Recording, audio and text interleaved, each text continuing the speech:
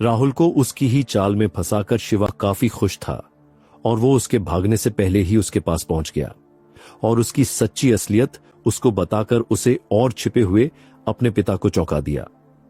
अब जाकर राहुल को समझ आया कि शिवा क्यों उसे फंसाना चाहता था, लेकिन उसे अब भी समझ नहीं आ रहा था कि ये बेकार सा आदमी अचानक इतना चालाक कैसे हो गया। वो पहरेदार भाई तो हमारी सिंह फैमिली के बस नौकर थे, उनमें इतनी हिम्मत नहीं कि अपने मालिकों को मार दें, और इतने नीच लोग आखिर मेरा खून कैसे हासिल कर सकते हैं।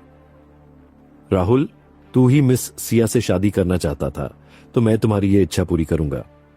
मुझे तो बड़ा मजा आया जब मैंने सिया जैसी मस्कुलर लड़की को देखा। हाँ, ये देखकर मुझे सच में खुशी हुई। अगर तुमने मेरी प्लानिंग के मुताबिक उनकी फैमिली में शादी कर ली तो मैं ये बात छुपा लूंगा कि तुमने मुझे मारने की कोशिश की थी, क्योंकि मुझे जिस इंसान से नफरत है उसे तड़पते देखना उसे मार देने से ज्यादा मजेदार लगता है। लेकिन अफसोस, तुम यहां से भागना चाहते हो और मैं तुम्हें इतनी आसानी से जाने नहीं दूंगा। शिवा ने चेहरे पर मुस्कान लिए कहा। शिवा में इतना बड़ा बदलाव देखकर सिर्फ राहुल ही नहीं बल्कि बाहर खड़े हरभजन भी हैरान रह गए, जैसे पहली बार अपने बेटे को देख रहे हों। उनका बेटा अब तक बेकार, आवारा और निकम्मा माना जाता था। कौन सोच सकता था कि उसमें इतनी बड़ी काबिलियत थी कि वो इतनी चालाकी से प्लान बना सकता था। उससे उसकी सारी हरकतें दिखा रही थीं कि वह कितना चालाक और गहरा दिमाग रखता है। हाँ, शिवा, तुमने सच में मुझे चौंका दिया। मैंने कभी सोचा भी नहीं था कि तुम इतने होशियार हो सकते हो, लेकिन तूने आज एक बेवकूफी कर दी। राहुल की आंखों में हत्या की नीयत उभर आई और वह हंस पड़ा। बेवकूफी? बताओ, कौन सी बेवकूफी? शिवा ने कंधे उचकाते हुए कहा। तुम सच में बेवकूफ हो। तुम्हें पता था कि मैं आज रात भागने वाला हूं, फिर भी तुम अकेले ही मेरे सामने आ गए। तुम अभी ऊर्जा शक्ति के पहले लेवल पर हो और ये तो जल्दी मरने का न्योता है। चूंकि मैं यहां से जा रहा हूं तो तुम्हें रास्ते से हटा देता हूं, और जब भविष्य में मैं बड़ी उपलब्धियां हासिल कर लूंगा तब वापस आकर उस बेवकूफ बूढ़े हरभजन को भी मार दूंगा, ताकि तुम दोनों नरक में जाकर मिल सको। राहुल नीचे देखते हुए शिवा का मजाक बना रहा था। उसकी नजर में शिवा तो बस एक चींटी था जिसे वह आसानी से मसल सकता था। उसे मारकर वह कहीं दूर चला जाएगा। शिट! बाहर खड़े हरभजन मन ही मन गाली देते हुए घर में घुसने ही वाले थे, लेकिन शिवा की अगली बात सुनकर वे रुक गए। तुम मुझे मार नहीं सकते, शिवा ने पूरे आत्मविश्वास के साथ कहा। सच में, हम इतने पास खड़े हैं और तुम बस ऊर्जा शक्ति के पहले लेवल पर हो। चाहे हरभजन भी यहां हो, मैं तुम्हें आराम से मार सकता हूं। राहुल हंस पड़ा। उसे पूरा भरोसा था। माफ करना, लेकिन अब मैं ऊर्जा शक्ति के पहले लेवल पर नहीं बल्कि 9वें पर हूं। यह कहते ही शिव ने अपनी ऊर्जा शक्ति बाहर निकाल दी। उसके शरीर से इतनी ताकतवर ऊर्जा शक्ति निकली कि राहुल को एक कदम पीछे हटना पड़ा। क्या? राह हैरान रह गया और शिवा को ऐसे देखने लगा जैसे कोई भूत देख लिया हो। उसने कभी सपने में भी ऐसा नहीं सोचा था। बाहर छुपे हरभजन भी शिवा के इस बदलाव से दंग रह गए, लेकिन हैरानी के बाद उन्हें अपार खुशी हुई। भगवान का शुक्र है, मेरा बेटा बेकार नहीं है बल्कि जीनियस है। धत्त तेरे की, इस लड़के ने यह सब मेरी आंखों के सामने कैसे छुपा लिया? उनकी आंखों में आंसू आ गए। अब तक शिवा उनके दिल का दर्द था, लेकिन अब उसने खुद को जीनियस साबित कर दिया था। सिर्फ 15 साल की उम्र में ऊर्जा शक्ति के 9वें लेवल तक पहुंचना यह स्काई सिटी में किसी ने नहीं किया था। साथ ही उसने अपने दिमाग की गहराई और चालाकी भी दिखा दी, जैसा वह राहुल के साथ खेल रहा था। कोई 15 साल का बच्चा ऐसा नहीं कर सकता। नामुमकिन, यह नहीं हो सकता। 3 दिन पहले तो तुम सिर्फ पहले लेवल पर थे। मत बताना कि तुम अपनी ताकत छुपा रहे थे इतने दिनों से। लेकिन फिर भी 9वें लेवल का आम आदमी भी इतनी तगड़ी ऊर्जा ताकत नहीं रख सकता, राहुल ने अविश्वास से कहा। दुनिया में बहुत सी बातें हैं जिनकी तुम्हें समझ नहीं है राहुल। तुम्हारा भविष्य उज्जवल हो सकता था, लेकिन तुमने खुद ही उसे बर्बाद कर लिया। अब सब खत्म करते हैं, शिवा ने कहा। बिजली जैसी तेजी से शिवा पलक झपकते ही राहुल के सामने पहुंच गया और अपनी लोहे जैसी हथेली से उसका गला पकड़ लिया। उसकी इतनी ताकत थी कि राहुल एक उंगली भी नहीं हिला पाया। रुको! तभी हरभजन चिल्लाए और दरवाजे से कूद पड़े। चटाक! लेकिन वे शिवा से धीमे थे। शिवा ने अपनी हथेली से राहुल की गर्दन तोड़ दी और उसे सीधा मौत के हवाले कर दिया। आह बेटा, तुमने उसे क्यों मार दिया? राहुल का शव देखते हुए हरभजन ने लंबी सांस ली। साथ ही वे अब भी हैरान थे। दोनों एक ही लेवल पर थे, फिर भी शिवा ने उसे एक ही वार में खत्म कर दिया। यह तो अविश्वसनीय था। पिताजी, क्या आपको लगता है कि ऐसे इंसान को छोड़ देना चाहिए था? अगर मैं उसे अभी नहीं मारता तो वो आगे चलकर हमारे लिए बड़ा खतरा बनता, शिवा ने कहा। मैंने कितने सालों तक उस पर मेहनत की और उसने तुम्हारे साथ ये किया। बिल्कुल सही किया तुमने, उसे मारना ही चाहिए था। लेकिन अब वह मर गया है तो कल सिया से शादी कौन करेगा?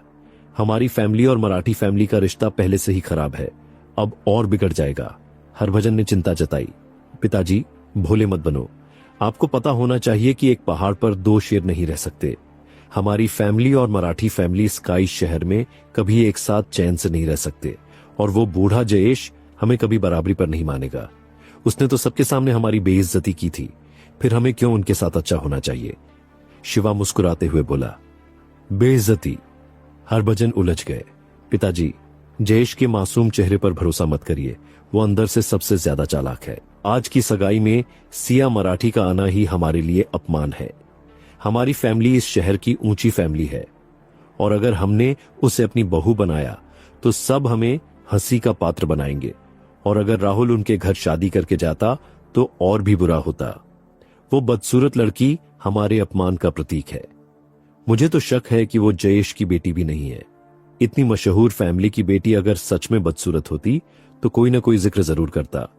अगर ये शादी होती, चाहे वो हमारे घर आती या राहुल उनके घर जाता, नतीजा एक ही था, हम हंसी का पात्र बन जाते, शिवा ने समझाते हुए कहा।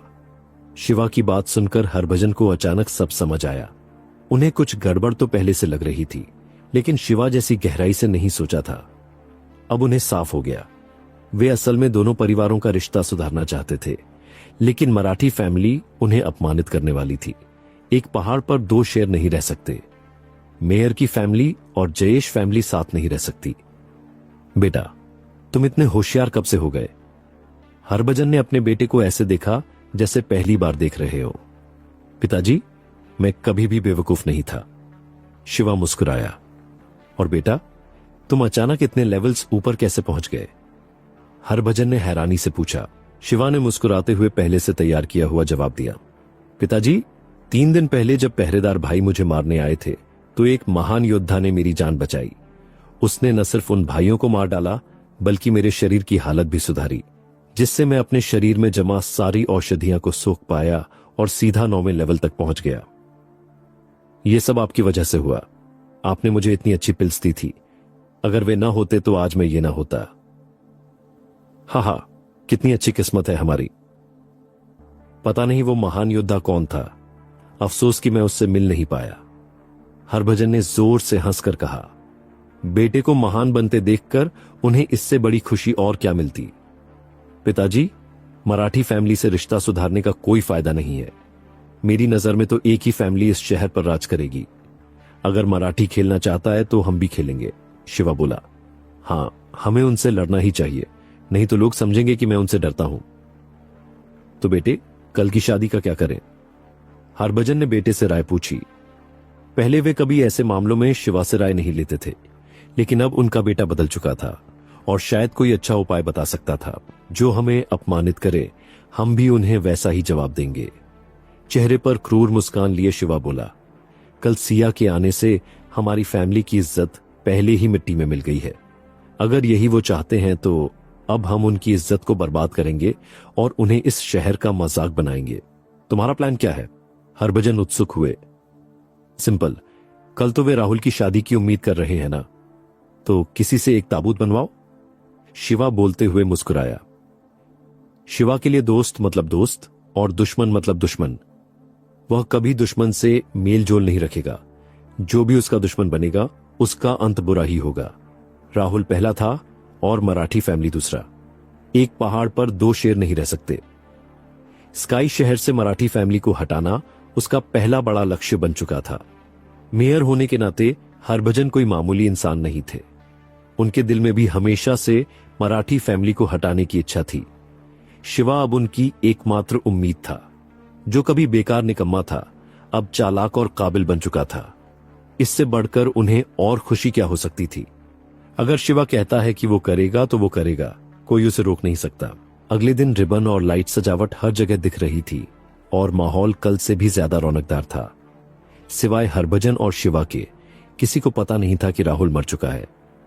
सिन्हा फैमिली के सारे गार्ड और नौकर हंस रहे थे क्योंकि उन्होंने कल देखा था कि राहुल सिया के साथ हवेली में घूम रहा था। वे सब सिया की शक्ल देखकर हैरान थे और मजाक कर रहे थे कि बड़े साहब ने अपने पिछले जन्म में बहुत पुण्य किए होंगे जो इतनी सुंदर लड़की से शादी कर रहे हैं। स्काई शहर की सड़कों पर लंबा चौड़ा मस्कुलर जयेश अपनी बेटी के साथ घोड़े पर सवार था। पीछे कुछ जवान और हैंडसम लड़के मराठी फैमिली के थे। सबके चेहरे पर घमंड झलक रहा था। उनके पीछे 3 मील लंबा जुलूस था। जुलूस के आखिर में 8 लोगों द्वारा उठाया गया पालकी था। पूरा जुलूस मेयर की हवेली की तरफ बढ़ रहा था और रास्ते में भारी भीड़ जुट गई थी। हे भगवान, क्या वो औरत है या भगवान का कोई मजाक? उफ, मुझे उल्टी करनी है। मिस सिया की शक्ल देखकर तो आसमान कांप जाए और भूत रोने लगे। मैंने सुना है मेयर का बेटा हैंडसम और काबिल है। क्या वो इस लड़की से शादी के बाद जिंदा भी रहेगा? मेयर अपने बेटे को आग के गड्ढे में धकेल रहा है। भीड़ आपस में फुसफुसा रही थी और मजाक बना रही थी। जैसे शिवा ने अंदाजा लगाया था, मराठी फैमिली ने पूरे शहर को दिखाने के लिए इतना बड़ा जुलूस निकाला था ताकि सबको पता चले कि मेयर की फैमिली अपने बेटे की शादी एक बदसूरत लड़की से कर रही है, जिससे मेयर की फैमिली अब सच में पूरे शहर की